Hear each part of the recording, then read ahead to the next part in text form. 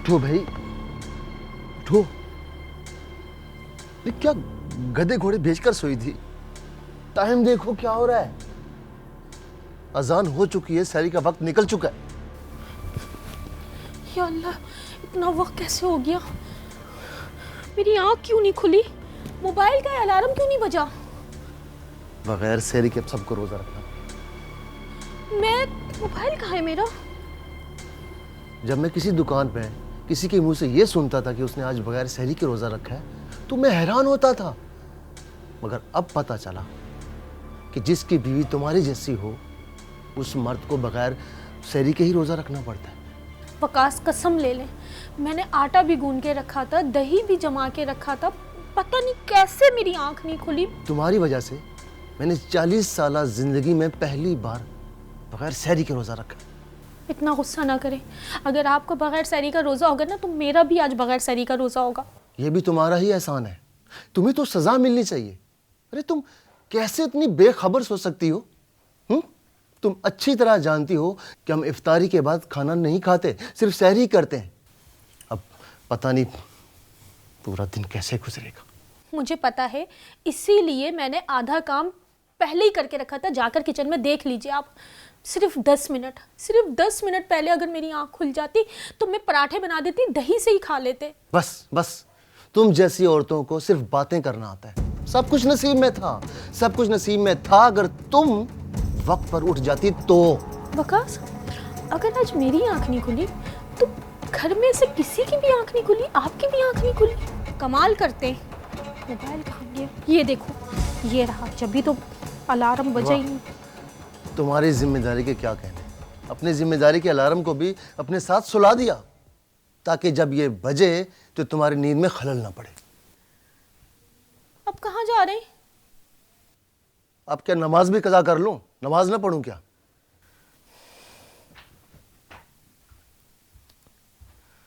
ये अल्लाह, आज का दिन कैसे गुजरेगा? इन माँ बेटे दोनों का मूड ऑफ रहेगा। अफ्तारी का ज्यादा एहतमाम करना पड़ेगा।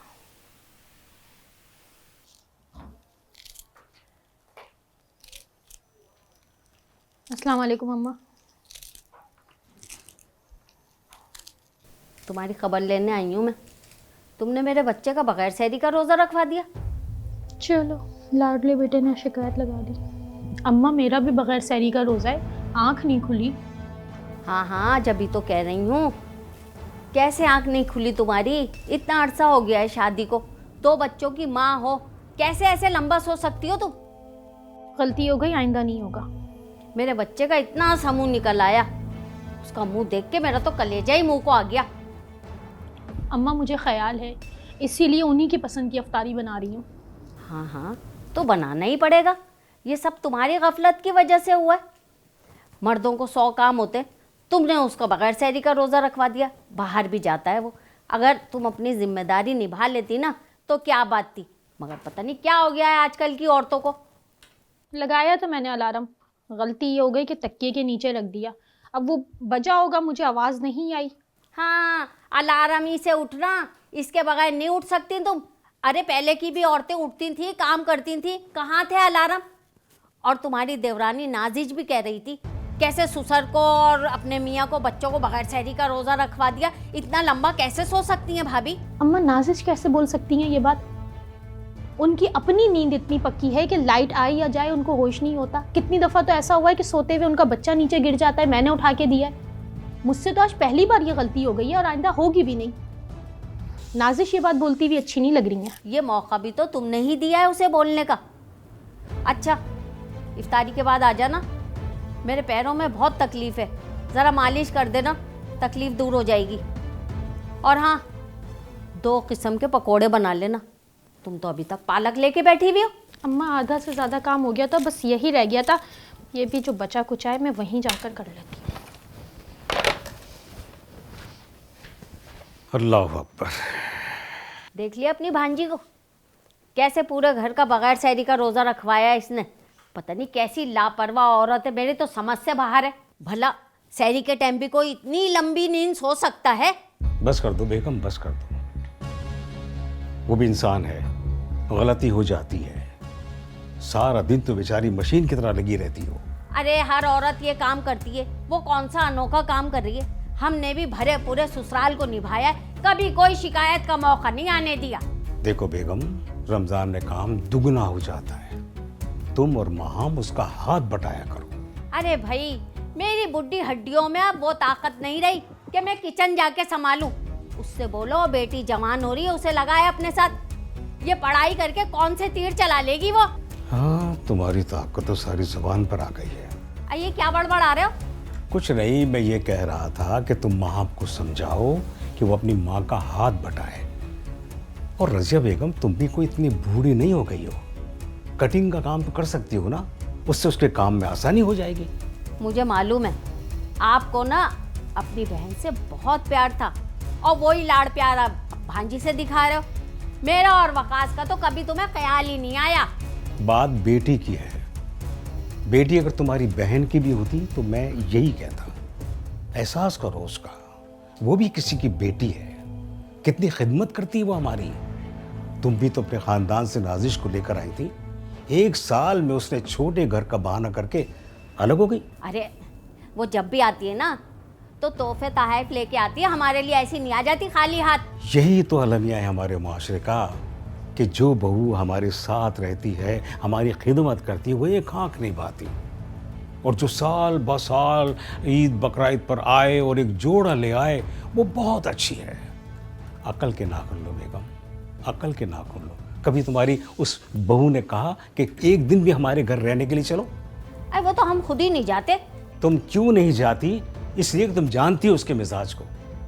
मैं देखो अब भी कह रहा हूं और पहले भी कहा था कि कदर करो निदा की। वो एक अच्छी माँ है, अच्छी बीवी है और अच्छी बहू है। एक तुम अच्छे, एक तुम्हारी भांजी अच्छी, हमारे में तो कांटे भरे में। अल्लाह अकबर, अल्लाह अकबर, अल्लाह अकबर।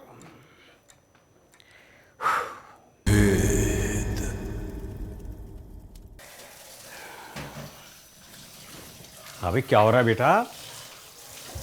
अरे मामू, आप यहाँ? क्यों, मैं यहाँ नहीं आ सकता? अरे भाई, मेरे बेटे का घर ही है। बिल्कुल आ सकते हैं। आप तो नमाज पढ़ने गए थे, जल्दी आ गए। हाँ बेटा, कुछ तबीयत नासाज है, इसलिए चला आया। क्यों, खैरियत मामू, क्या हुआ? अरे क्या होगा भाई, बूढ़ा हो गया हूँ और क्या है। हाँ, तुम तो ठीक हो? हाँ, आप भी मुझे डांटने आए ना कि आज मैंने आप सबका बगैर सहरी का रोज़ा रखवा दिया। अरे तुमने भी तो बगैर सहरी का रोजा रखा था। पर मामू, वकास ने और अम्मी ने मुझे इतनी बातें सुनाई हैं जैसे सारा का सारा कसूर जो है ना सिर्फ मेरा था। अरे ऐसी बात नहीं है। देखो, तुम भी इंसान हो, और तुम्हारी आंख अगर नहीं खुली थी तो वकास को उठ जाना चाहिए था। हाँ, मैं तुम्हारी बात से मुत्तफिक हूँ कि सहरी का आना तुम लोगों के नसीब में नहीं था। शुक्र है मामू, आप तो मेरे साइड हैं। आपको एक बात बताऊं, सारा दिन आपके बेटे ने मुझे इतना डांटा, इतनी बातें सुनाई हैं, क्या बताऊं। एक बात बताएं, ये दुनिया का सबसे ज्यादा कड़वा कसीला आदमी मेरी नसीब में था। एक राज की बात बताऊं, ये जो हौसले लोग होते हैं ना, ये बहुत खास लोग होते हैं और बहुत ही खास लोगों के नसीब में आते हैं। ये आप मेरी तारीफ कर रही हैं अपने साहबजादे की? अरे भाई, जाहिर है तुम्हारी तारीफ कर रहा हूँ। हाँ, वो हमारी बेगम यानी तुम्हारी सास क्या कह रही थी? वो कह रही थी कि सारी जिंदगी में आपने कभी बगैर सहरी का रोजा नहीं रखा। ये मुझे पता है वो कितना झूठ बोल रही थी। हैं? इतनी अंदर की बात तुम्हें कैसे पता? मामू, आप कितना डरते हैं अम्मा से। काश अपने हाथ से घुट्टी अपने बेटे को भी पिला देते, वो भी मुझसे कुछ डर लेता। अरे डरेगा, जरूर डरेगा। जरा मेरी उम्र पे तो आ जाए वो। जवानी में तो सब शेर समझते हैं अपने आप को। अच्छा, चाय पिला रही हो या जाऊं मैं? बिल्कुल बना रही हूँ। इलायची वाली बनाना, बैठा हूं मैं।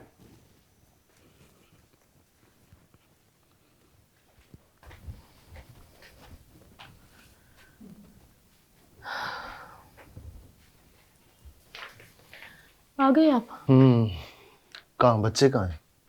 बच्चे सो गए, आप बैठे, मैं आपके लिए खाना लाती हूँ। ले आओ।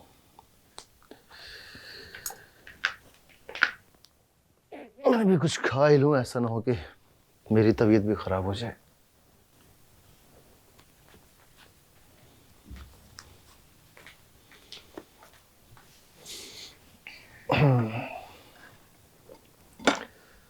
पता है, आज मस्जिद में एक बंदे की तबीयत खराब होगी तरावी पढ़ते हुए। क्यों, क्या हुआ था?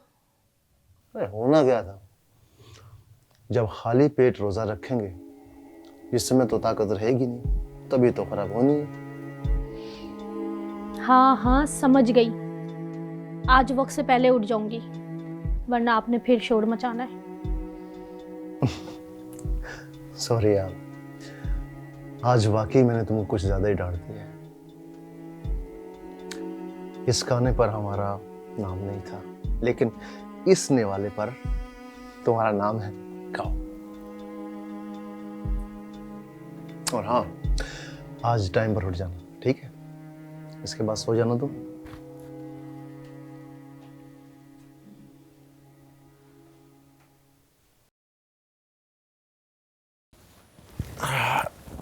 आज तो कपड़े चेंज करने की भी हिम्मत नहीं है, ऐसे ही सो रहा हूं।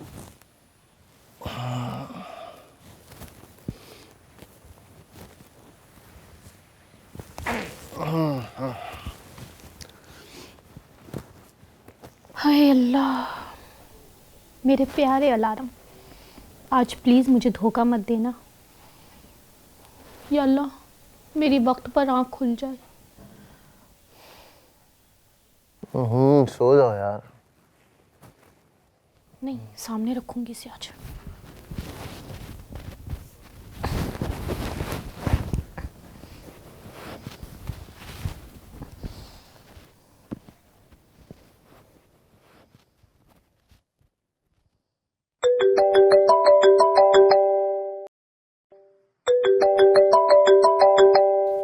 बंद करो यार।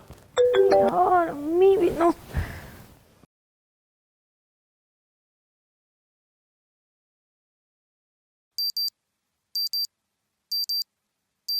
अरे बंद करो इसे यार। वकास, दोनों फोन बंद नहीं, आवाज कहाँ से आ रही है? हाँ? उधर से आ रही है, कहीं से देखे। अल्लाह। अरे ये तो अम्मी के जहेज की घड़ी है। या अल्लाह, कल शाम को आई थी आपकी अम्मी, वो लगा कर गई होंगी। उनको ये डर होगा ना कहीं उनके बेटे का फिर आज बगैर सैरी का रोज़ा ना हो। अल्लाह।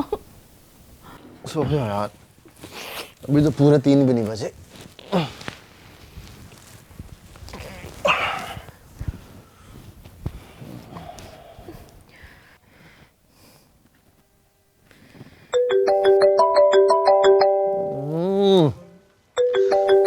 बोला बंद करो।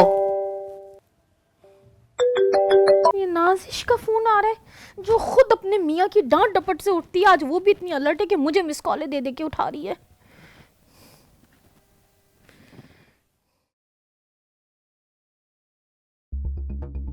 या अल्लाह, मेरा बदन टूट रहा है, जैसे मेरे हड्डियों में किसी ने सीसा भर दिया हो।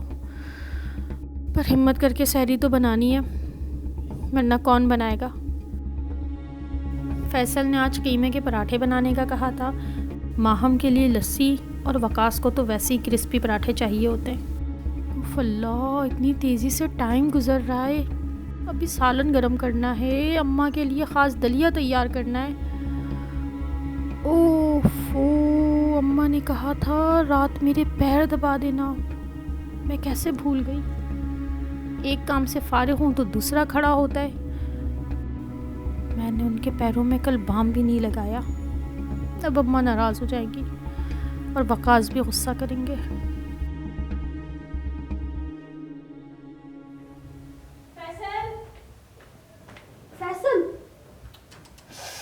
फैसल, उठो जल्दी बाहर आओ। अम्मी थोड़ी देर और सोने दे यार। नहीं, उठो, आज तुम्हारा पेपर है ना, थोड़ा सा पढ़ लो। और हाँ, ब्रश करके आना, वो गुस्सा करते। मेरी पूरी तैयारी है। मुझे पता है तुम्हारी कितनी तैयारी है।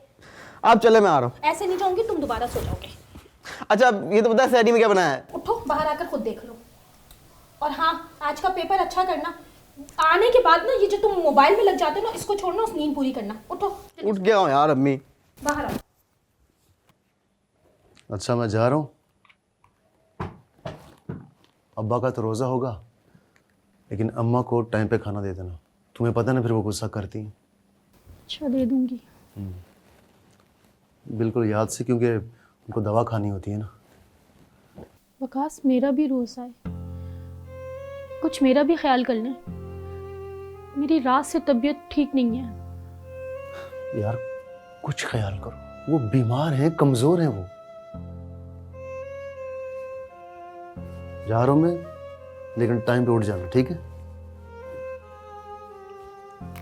ये लीजिए, और प्लीज दरवाजा बंद करते जाइएगा। ठीक है, टाइम पे उठ जाना, ठीक है?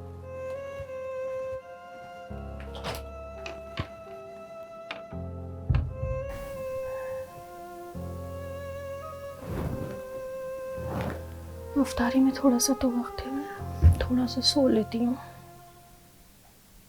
सोऊं के ना सोऊं, फिर अम्मी की आवाज लग जाएगी।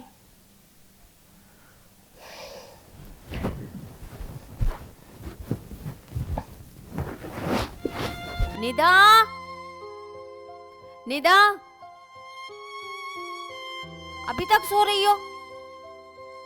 अरे दिन चढ़ गया, दोपहर का खाना कब दोगी मुझे?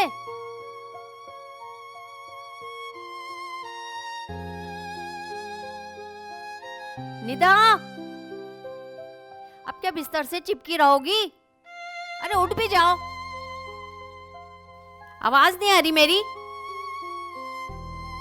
भाई मुझे खाना दे दो। अरे हाँ भाई, आ रही है। अल्लाह मियाँ, क्या मुसीबत है, किसी को मेरा एहसास नहीं है।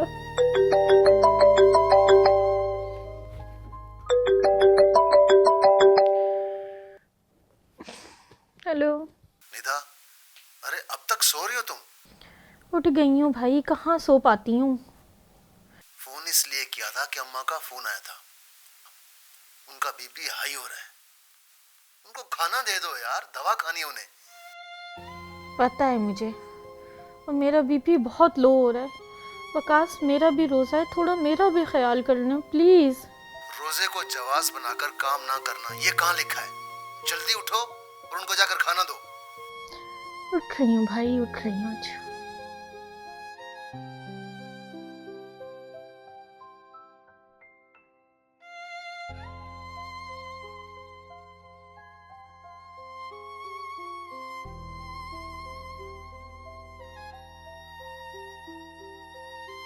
जा रही हूँ, दो उनको खाना, वरना वो फिर शोर करेंगी। अल्लाह मियाँ मुझे हिम्मत और ताकत दे। निदा, निदा, जी आई।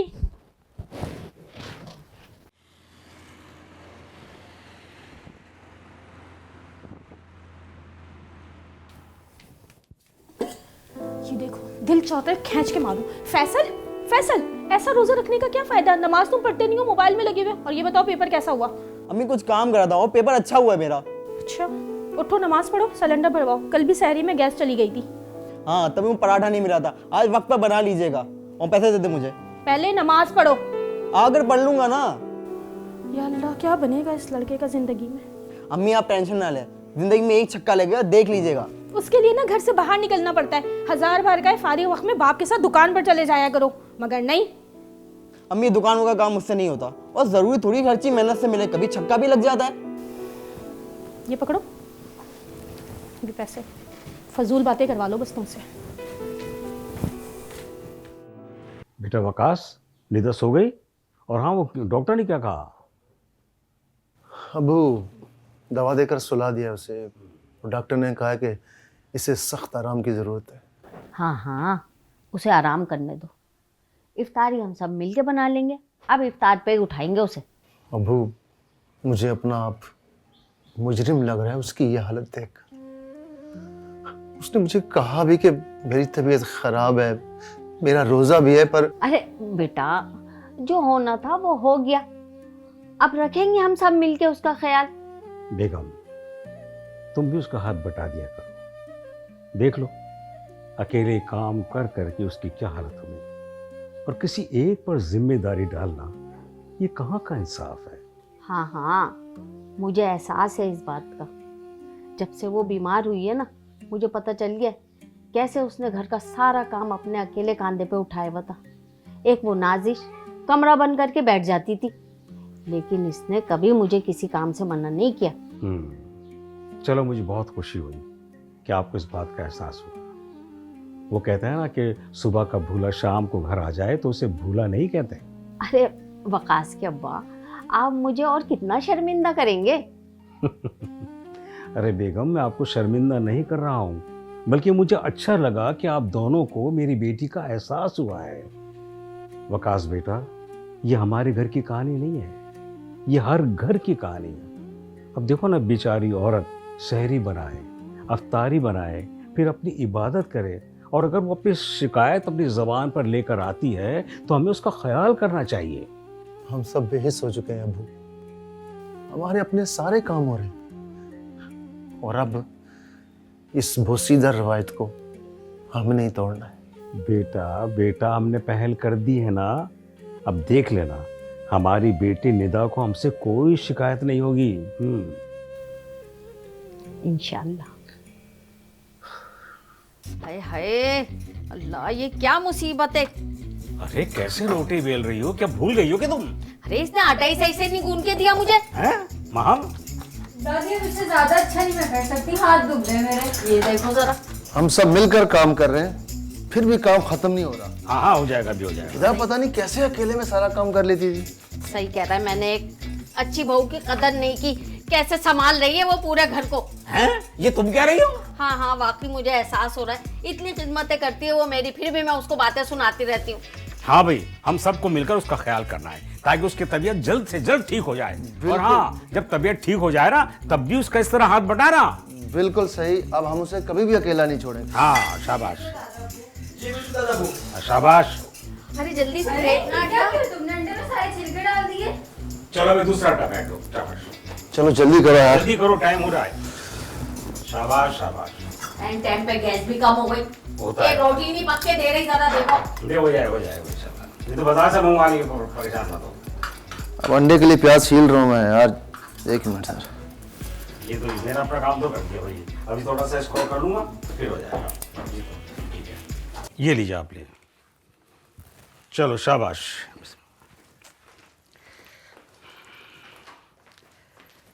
आओ। अरे मामू, ये क्या कर रही हैं आप? छोड़े, मैं करती। नहीं, तुम सिर्फ बैठो और बस अफ्तारी करो। शाबाश हमारे साथ।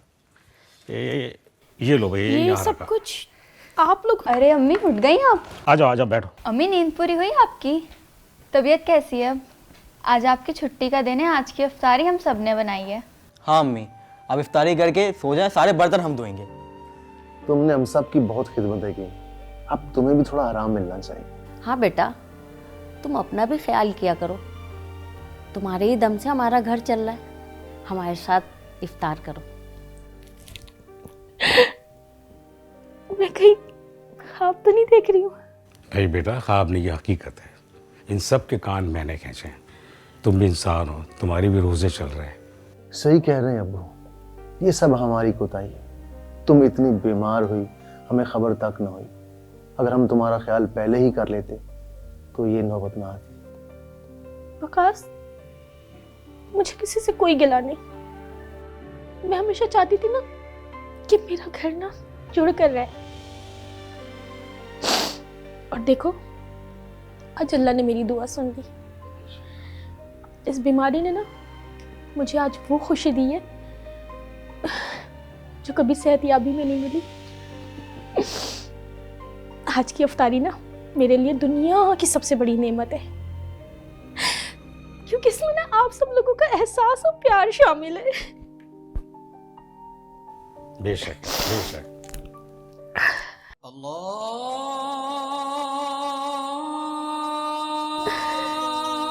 चलो अफ्तारी करो। शाबाश।